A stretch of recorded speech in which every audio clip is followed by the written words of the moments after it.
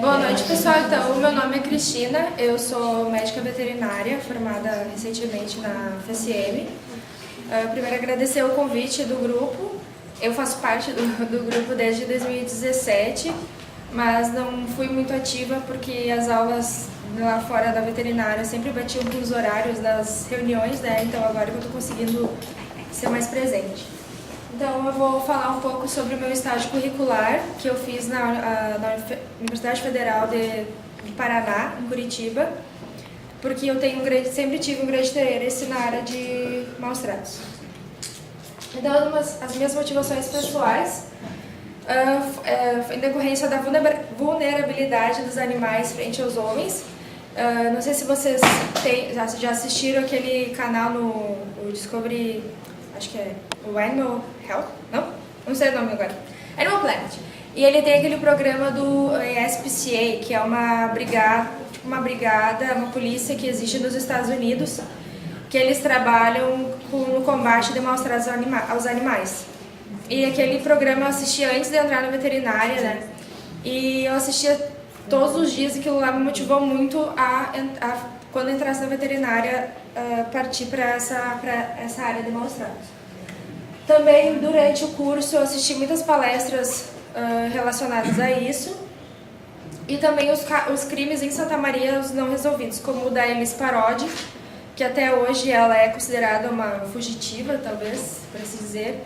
E também os outros crimes que a gente vê bastante na internet, aquele crime que foi bem famoso, daquela mulher que colocou um balde num filhote de York na sacada do prédio e sacudia assim na frente do filho, e todo aquele vídeo foi gravado e até hoje não, na verdade a mulher foi indiciada e tal, mas não foi nada grave aos pontos de vista dela. Né? E também por descobrir as intervenções e as responsabilidades do médico veterinário frente a esses crimes. Da minha turma, somente eu tenho interesse nessa área de bem-estar animal e maus-tratos.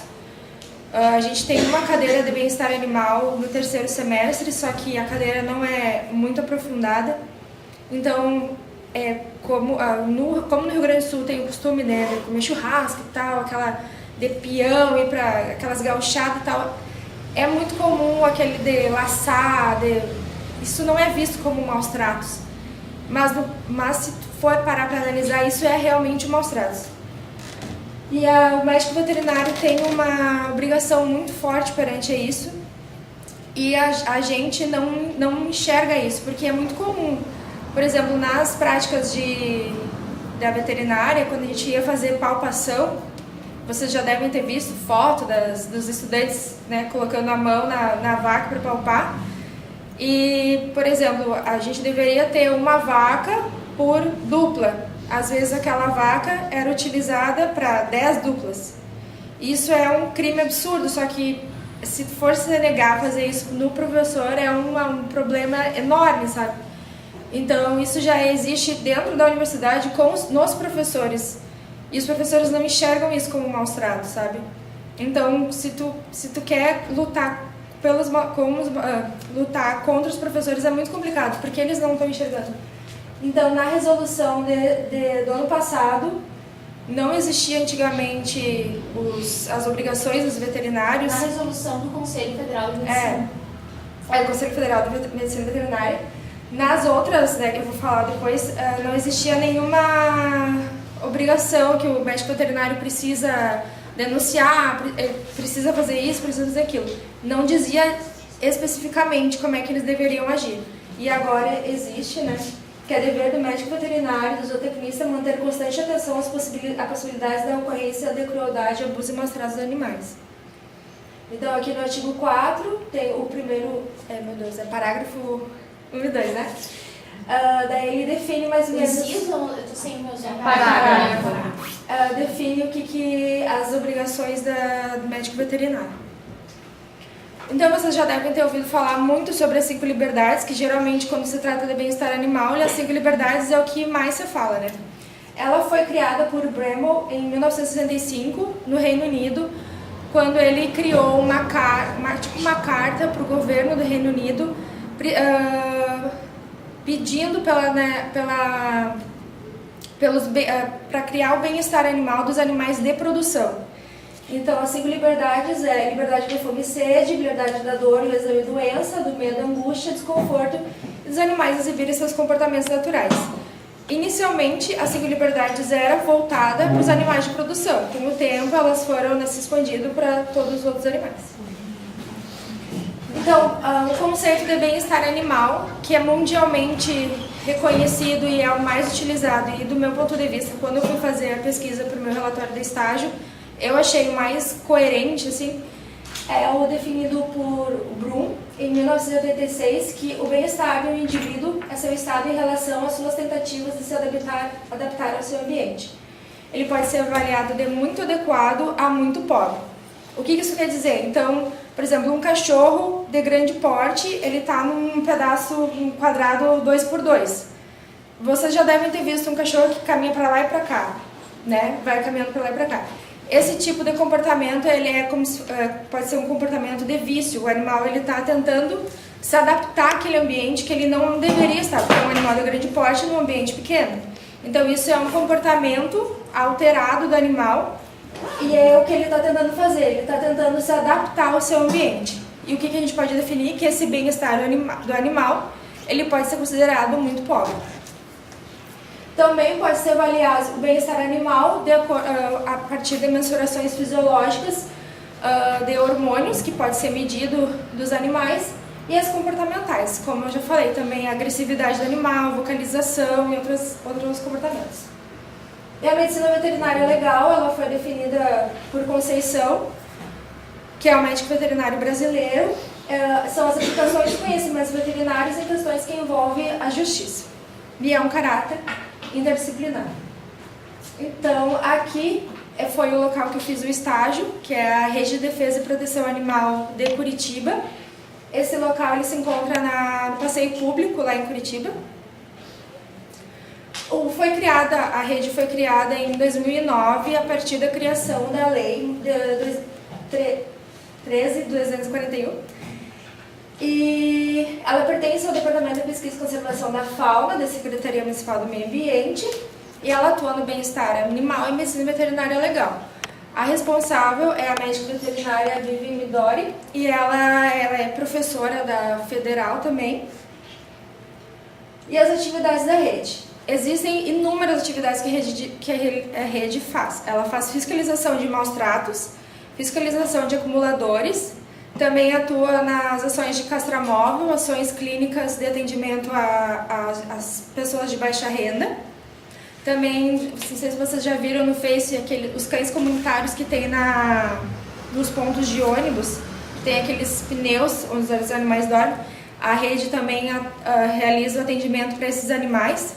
Cada ponto de ônibus tem uma pessoa responsável pelos animais, então, algum ponto tem 4 animais, e aquela pessoa responsável, a rede realiza o atendimento. E também atua com a FAS, que é a Fundação de Ação Social, se eu não me engano, que é está linkada à parte de ação social com os moradores de rua. Então, a rede ela trabalha em atendimento aos animais dos moradores de rua. Existe a Central 156 de denúncias, que pode fazer a denúncia por telefone ou online.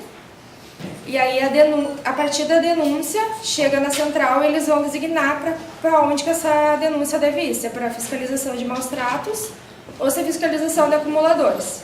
Se é uma fiscalização de urgência, para onde que vai. Se é uma fiscalização que necessita de apoio de fiscal e médico veterinário. Se é uma fiscalização mais branda, que pode ir só o médico veterinário, que eu já vou explicar melhor depois. E todas as ações deles são respaldadas por leis municipais.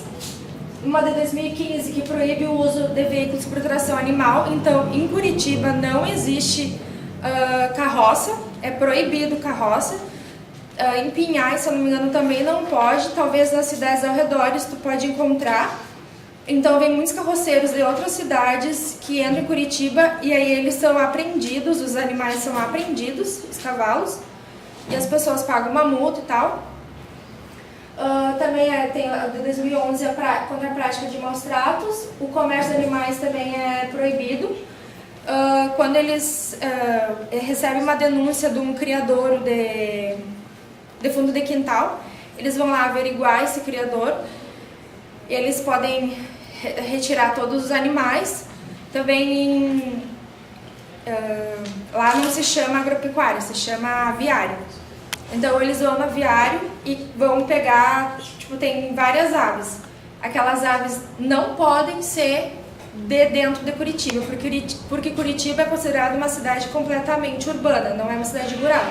Então não pode ter registro, por exemplo, tem um passarinho lá e aquele passarinho tem o registro do bairro Alto de Curitiba. Então aquele passarinho tem que pegar de onde que ele veio, que é o proprietário, e ir atrás dele, porque aquele passarinho não poderia estar sendo criado em Curitiba, porque Curitiba não permite criação de animais. E também proíbe animais em circos e espetáculos. Também as atividades elas são respaldadas pela Constituição, a Lei Ambiental e essa nova resolução do Conselho Federal de Medicina Veterinária. Aqui tem uma frase da Melinda Mer, que ela é médica veterinária dos Estados Unidos. Ela é muito famosa. Ela trabalha nessa ESPCA, que é...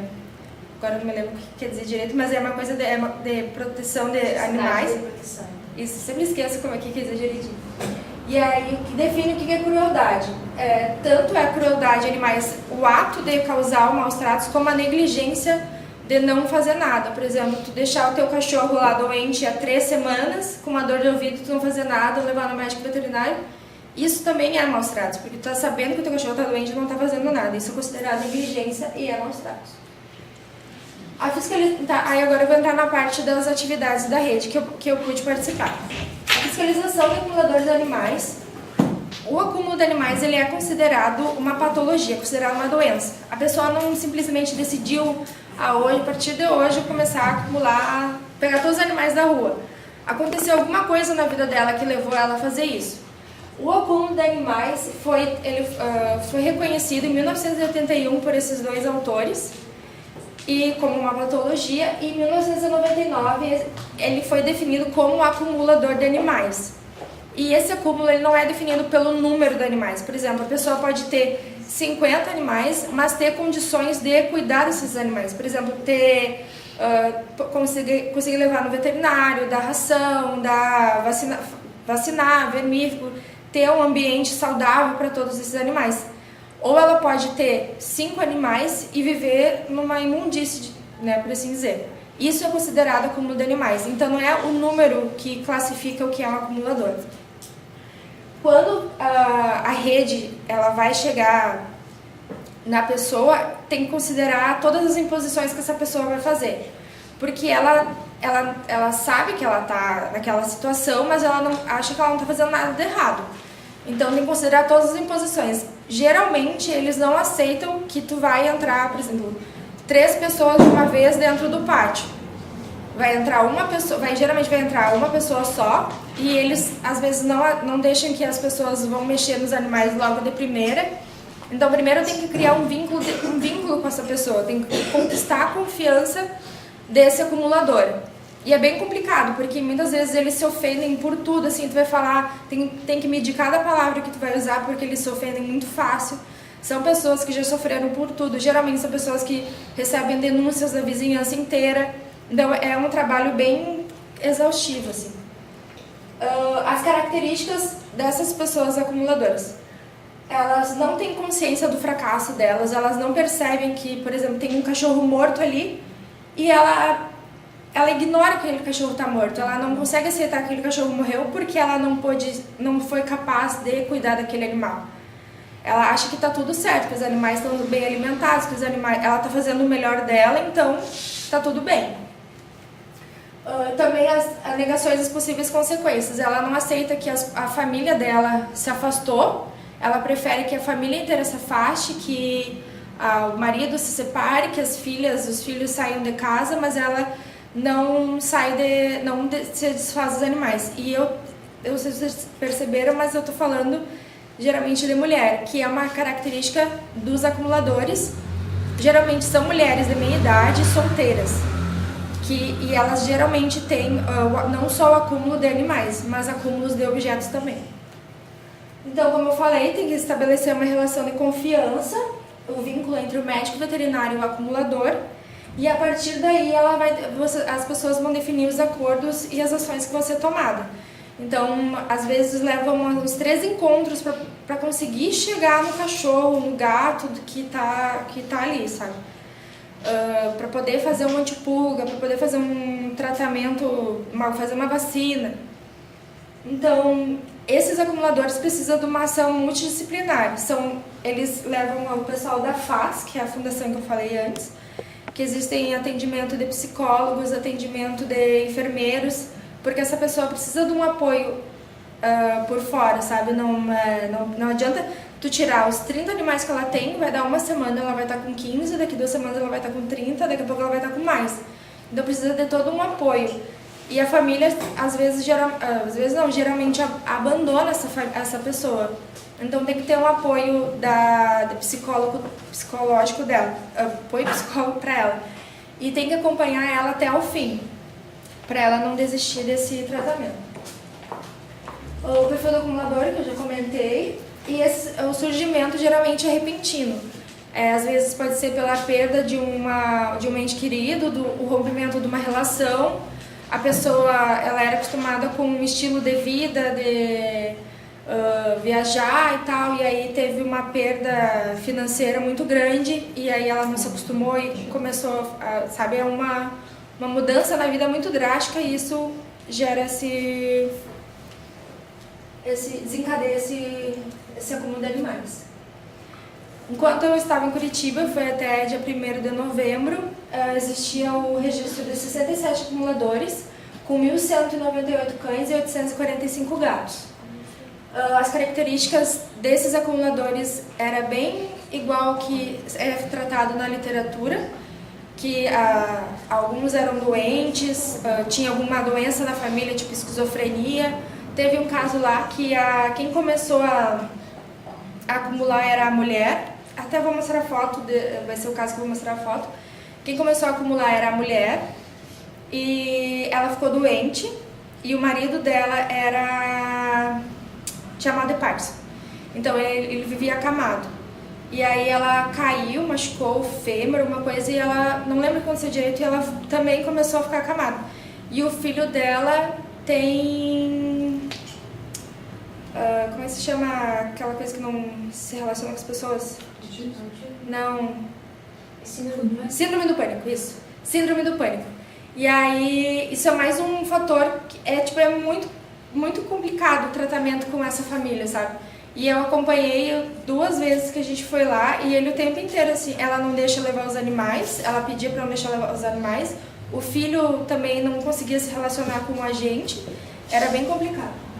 E a prevalência dos acumuladores são 50 mulheres para 17 homens. Aqui, não sei se vocês conseguem enxergar bem a foto.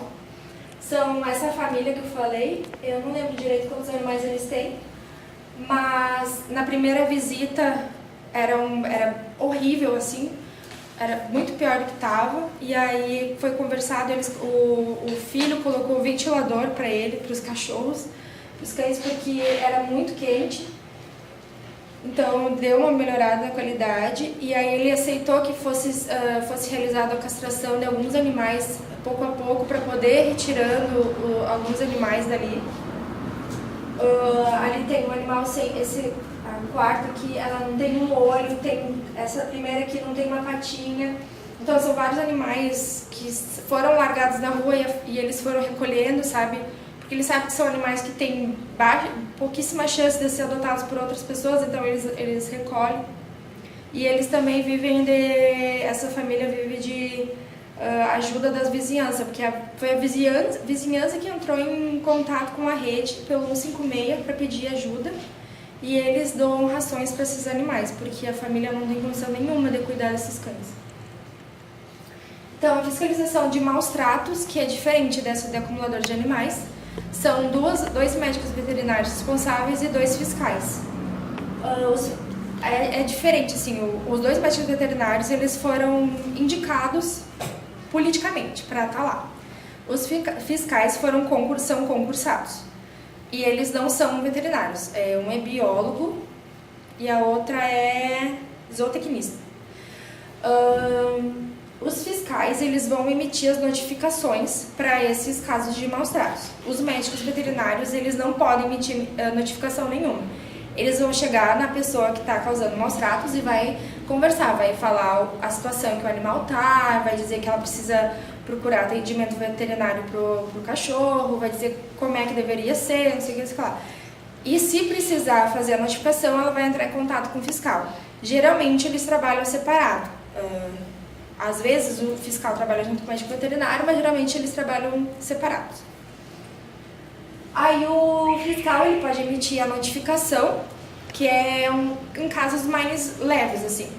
Então ele emite a notificação e diz assim, a pessoa tem, digamos, 30 dias para se adequar. Por exemplo, um cachorro que está preso numa guia curta e porque ele fica no pátio da área da frente da casa e ele pode ir para a rua e pode ser atropelado. Então a pessoa tem 30 dias para construir um muro para o cachorro não ir para a rua, não ser atropelado e ele poder ser solto da coleira. Aí ele tem 30 dias para cumprir isso aí. Aí daqui 30 dias o fiscal retorna essa casa e vê como é que está a situação. Se está construindo um muro, então ele estende o prazo. Se não está construindo o muro, se não fez nada, então ele emite o auto-infração. E aí a auto-infração, a pessoa que está do maus tratos, ela tem a chance de recorrer na prefeitura. E aí recorre para a prefeitura pode recorrer de novo, aí tem 20 dias, aí depois fica recorrendo, mas geralmente quem ganha é a Secretaria do Meio Ambiente, porque eles não têm muita justificativa, tem fotos, tem testemunhas, e esses auto-infração e notificação sempre tem a testemunha e tem as fotos para mostrar o que está acontecendo. Se a pessoa se adequou ao que foi pedido, encerra ali e tchau, né? Que é o que se espera, mas é bem difícil isso acontecer. E também tem que considerar que em muitos casos de maus tratos, às vezes as pessoas não têm consciência do que elas estão fazendo. Muitos casos foram em regiões mais humildes de Curitiba. Então as pessoas, por exemplo, elas deixavam um canto, a ração não dava ração, era uma mistura, o resto da comida e tal, o cachorro todo embolado, mas a pessoa não tinha a mínima condição de comprar uma comida decente para si, de se vestir, e como é que a pessoa vai exigir alguma coisa para aquele cão, sabe? Então, o que eles poderiam fazer? Eles poderiam tentar prender aquele cachorro para levar para o abrigo da prefeitura. Então, precisa ter muita consciência disso, porque muitas vezes os maus tratos, a negligência da pessoa não é proposital porque ela quis fazer aquilo. É porque às vezes a pessoa não tem condições mesmo. Então, essa auto-infração, notificação tem que valer muito também do bom senso de quem está aplicando. Também tem o auto de apreensão, que é quando é a medida mais drástica, que é o recolhimento do animal. E também as multas, elas variam de R$200 a R$200 mil por animal, de acordo com a gravidade da infração. Eu não sei se vocês ouviram falar de uma boate que tinha em Curitiba e tinha um leão lá dentro. Leão, tigre. E eles tinham um tigre e aí as pessoas, dentro de uma jaula, e as pessoas, de noite, as pessoas podiam ir lá e dançar ao redor do tigre. Isso já não foi na época que eu estava lá, já faz alguns anos. Mas eu sei dessa história porque foi denunciada e foi a rede que foi lá multar, e eles multaram em R$200 mil e a boate fechou, porque, né, não tinha como pagar assim sem falir a boate. Então, por exemplo, num caso de rinha de galo, isso tem bastante lá em Curitiba, na periferia, e aí, por exemplo, tira 30 galos, dependendo do estado de saúde do animal, cada galo é por animal. Então, um galo pode ser R$2.000, cada galo R$2.000, então vai ser um valor bem alto, sabe? E todos esses animais, eles vão para um local que eu já vou explicar para vocês no final. Aí aqui tem a notificação, que ela é emitida no primeiro momento, né? Tem as testemunhas. Fica notificado sob pena de multa e demais combinações legais e aí a pessoa explica o que ela deve fazer para entrar nos conformes. Aí o auto-infração, que é quando a pessoa não faz o que ela deveria ter feito, e aí tem o valor da multa, o nome do fiscal, e aqui o auto de apreensão quando recolhe esses animais. Geralmente o auto de apreensão, os que eu vi foi de rinha de galo e foi de cavalo. Eu não vi de cachorro, porque geralmente os cachorros eles acabam sendo... As pessoas acabam resolvendo a situação ali, ou demora mais um pouco, sabe, pra se adequar ao que precisa. Esse caso aqui, eu não acompanhei toda a etapa, mas eu conheci esse cachorro, vou mostrar pra vocês porque esse caso foi bem triste, assim. Ele é um pitbull e ele estava acorrentado. Ali é aquele troço, ali é a casinha dele, não sei se vocês conseguem ver direito. Ele estava nível de score corporal muito baixo, dava pra ver todas as costelas dele. A gente tem outras fotos, mas é bem triste de ver. E a dona desse cachorro falou que ele estava bem, que ele não estava comendo porque ele estava com gastrite. E aí aqui a casa tá com uma corrente, né? O portão tá com corrente. E que ela já tinha levado no veterinário, que era pra ela dar um remédio pra gastrite, que ele ia melhorar e não sei o que, sei lá. E que ele não estava se alimentando porque ele não queria. Aí deu uns 5 minutos, o cachorro começou a comer as fezes dele. E aí essa aí é a médica veterinária. E ela falou, não, se o cachorro tá comendo as fezes dele é porque não é porque ele tá com gastrite, porque ele não tá ganhando alimento. Aí nesse momento, ela nem esperou a ação ter o fiscal lá, ela logo apreendeu o cachorro porque tinha testemunhas junto. Eles quebraram o cadeado porque quem tava ali, acho que se não me engano, não era proprietária, ou era... eu sei que foi uma confusão. Mas eles entraram na casa. Aí uma coisa, se você sabe, vocês têm o direito de entrar na casa quando estiver tendo risco de vida ao animal, se alguém estiver filmando. Então, por exemplo, o cachorro está lá agonizando no pátio, alguém pode filmar, vocês entrar para mostrar que vocês estão salvando o cachorro, sabe? Isso é permitido. Então, foi o que foi feito e tal. O cachorro foi retirado e foi feito, então, um auto de apreensão. Depois a fiscal chamaram a fiscal, ela foi lá, fez esse auto de apreensão e entregou para o proprietário. E esse cachorro, ele então foi encaminhado para o CRAR, que é o Centro de Referência de Animais de Risco da Prefeitura, que é o abrigo. E aqui tá ele. A foto não tá das melhores, mas ele ficou muito bem. O nome dele é Amon. Eu não sei se ele foi adotado ou não, mas ele era muito dócil, ele era super querido, assim. Não era... Tu esperaria que ele fosse um cachorro bem agressivo, sabe? Por tudo que ele passou, mas ele era um cachorro muito dócil. E felizmente ele sobreviveu, tá bem. É bem complicado. Então, os animais apreendidos das fiscalizações de maus-tratos e acumuladores de animais, eles vão para o CRAR, que é esse Centro de Referência de Animais de Risco. Eles vão para os fiéis depositários, que são pessoas conhecidas da rede, tipo protetores mesmo, que eles ficam com esses animais até os animais serem castrados, vacinados e tudo mais. Então, são encaminhados para adoção, ou eles vão para as ONGs também, que são cadastradas da prefeitura. Aqui uma outra definição sobre maus-tratos, que resultando em sofrimento físico ou emocional, maus-tratos pode ocorrer em qualquer local. Então, pode ser dentro do hospital veterinário, pode ser dentro do zoológico, pode ser em abrigo, qualquer lugar pode ocorrer maus-tratos. O médico veterinário também pode causar maus-tratos, né? E eu não sei se vocês já ouviram falar daqueles casos de maus-tratos em pet shops, nos banhos. Os animais que morreram dentro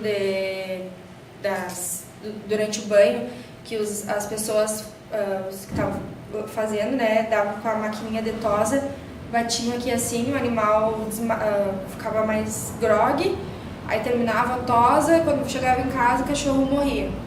E aí isso foi em São Paulo, foi uma tese de doutorado, eu acho, do professor de lá. E aí quando fizeram a necrópsia desses animais, dava pra ver a hemorragia do cachorro no crânio aqui. Então isso aí foi descoberto, então, né, começaram a colocar câmeras nas pets também para proteção dos animais e proteção dos proprietários das pet shops, porque às vezes não é com conhecimento deles, né? Não é eles que estão fazendo isso. Quem está fazendo isso é o funcionário. Então até tem muitas pets aqui em Santa Maria que tem câmera dentro do local de banho e tosa. Então as ações clínicas que eu participei também lá em Curitiba, elas antecedem as ações de esterilização. É um mês antes da semana da esterilização, e é no mesmo bairro. Em diferentes regionais, tipo aqui vai ter a esterilização no mês de junho, então esse mês vai ter as ações clínicas. Então aqui são as regionais de Curitiba. Elas são gratuitas, não tem cobrança nenhuma, geralmente eles dão prioridade para quem é de baixa renda, para quem tem a Bolsa Família, eles têm um mercadão lá, que eu não sei o que é, e aí é só levar o cartãozinho,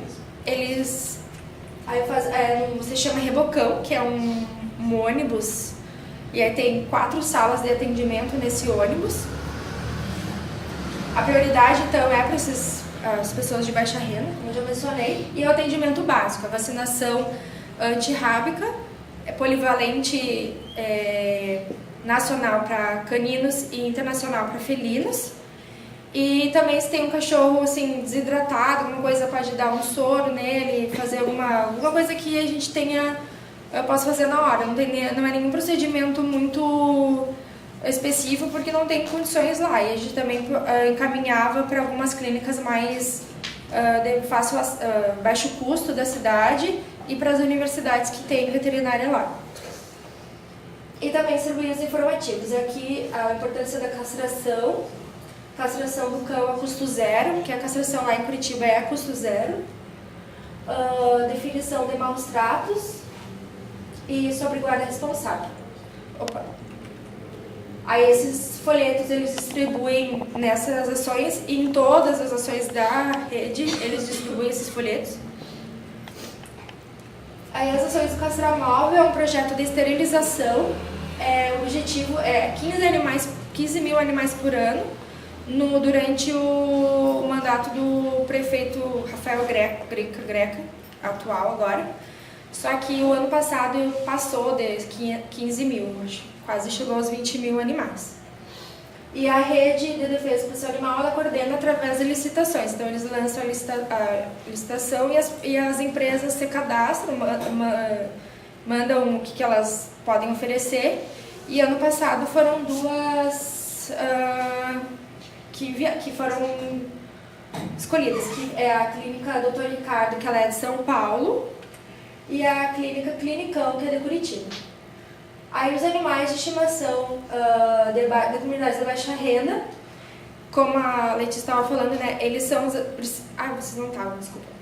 São os principais animais. Porque o pessoal teve a palestra antes, por quê? Porque a lei explicou como é que é em Santa Maria, né? Como a gente não tem política pública em Santa Maria, no sentido de leis municipais que criem uma rede de efetiva proteção.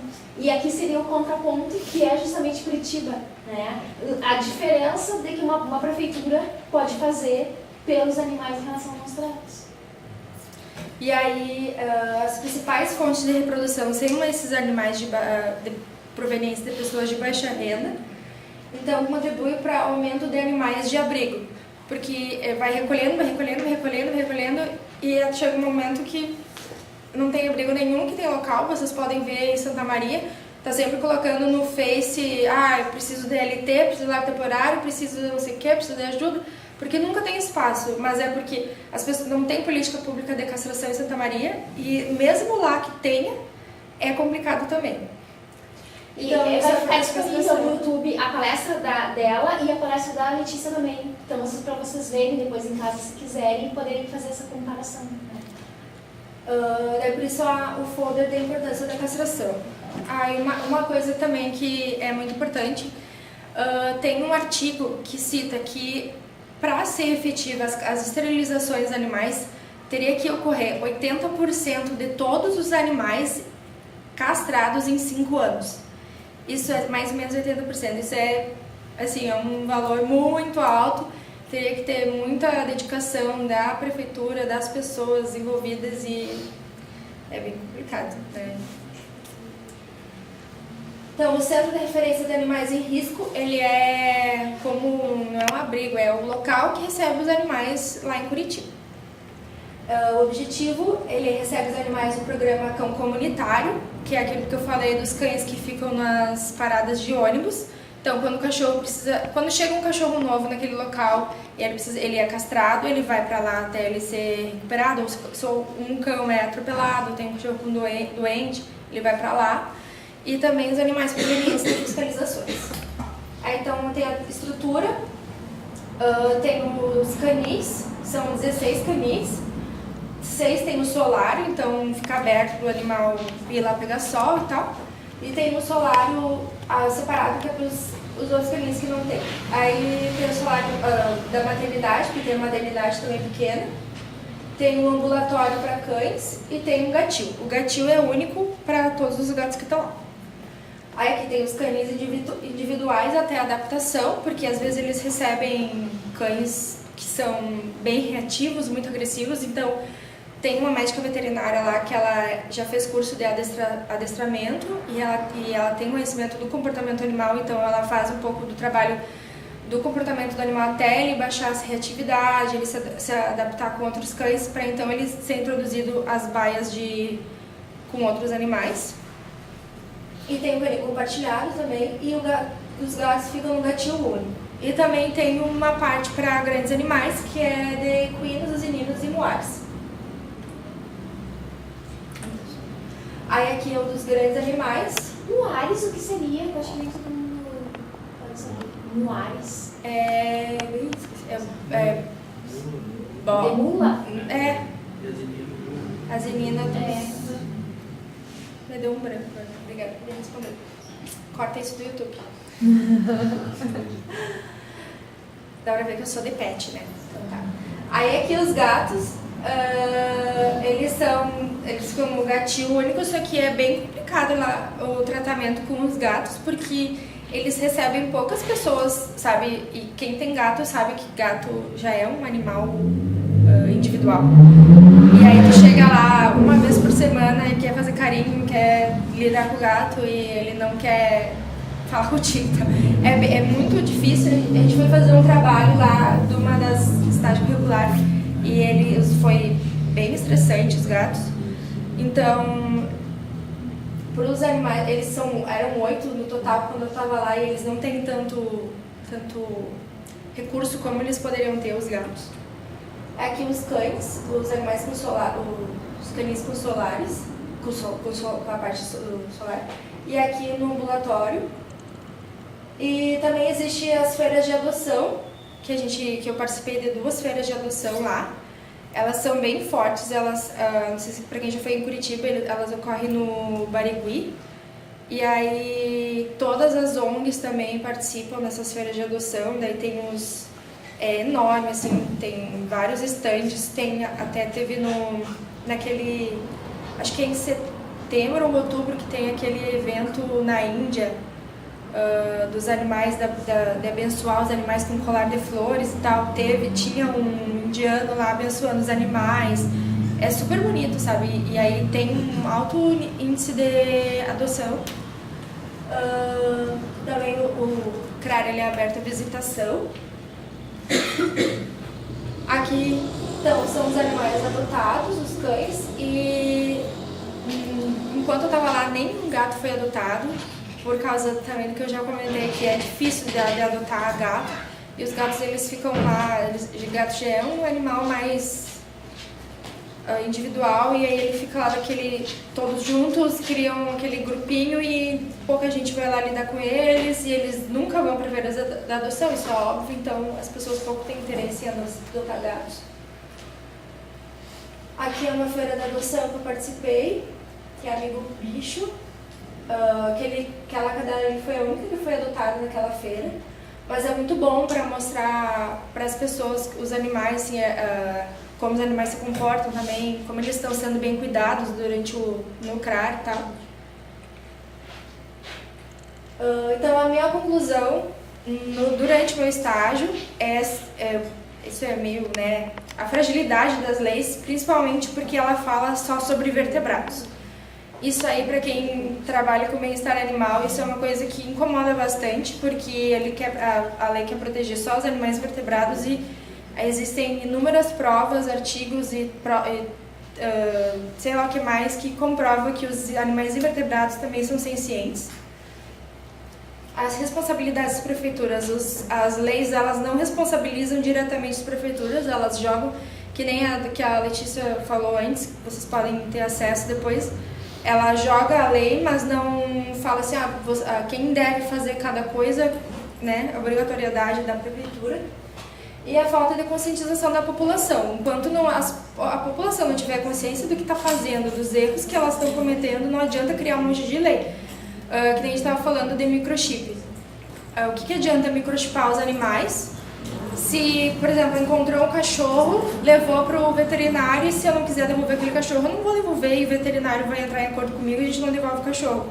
Então, o que adianta leis que protejam os animais, mas se as pessoas não têm a consciência de fazer o mesmo, sabe? Então, essa questão do bem-estar animal é uma coisa bem complicada. Por que tu resolveu fazer o teu estágio, já que tu se formou aqui, lá em Curitiba? Porque lá é o modelo para o Brasil inteiro, né? Lá é muito forte a parte de bem-estar animal.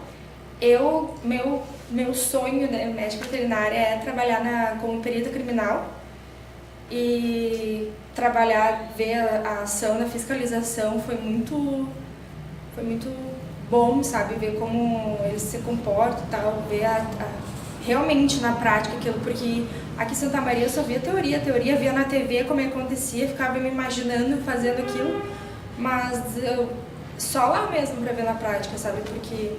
E isso, a diferença foi justamente as políticas públicas, né? Do município que Sim, fizeram essa conseguir ver na prática o que significa maus tratos, né? Sim. No sentido de efetiva para evitar os maus tratos. E lá em Curitiba, a prefeitura, eles são muito receptivos para quem tiver interesse. Se alguém tiver interesse em fazer estágio lá, até na área do direito, eles Direito agora já tem a disciplina a partir desse semestre. Como é que o meu professor está lá no meu grupo do IA?